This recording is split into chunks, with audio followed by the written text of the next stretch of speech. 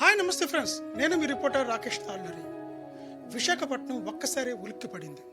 పసి కందుని ముక్కలు ముక్కలుగా నరికి డ్రైనేజీలో పడేశారు. అయితే పోలీసులు దాని మీద దర్యాప్తు చేస్తున్నారు. పూర్తి వివరాల్లోకి వెళ్తే విశాఖపట్నం సంజీవ్ కాలనీ, అంటే అది తాడ్చిట్లపాలెం దగ్గరలో, ఓకే, అక్కడ ఒక డ్రైనేజ్లో తెల్లారుజామున ఒక బేబీ పార్ట్స్ని ముక్కలు ముక్కలుగా నరికేసి పడే కాలువలో డ్రైనేజ్లో కనబడ్డాయి.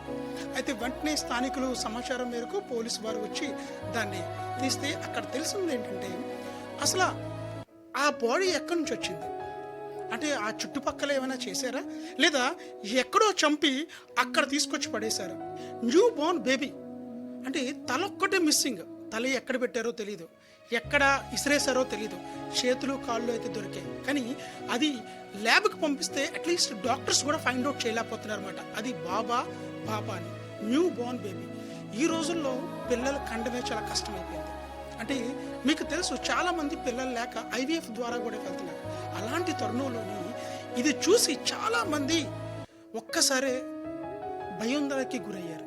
ఏంటంటే పసి కందుని అంటే అక్కడ ఉన్న జనాలు మేము మాట్లాడితే మాకు తెలిసింది ఏంటంటే అక్కడ ఏమైనా నరబలి ఏమైనా చేశారా అని కొంతమంది వాదన.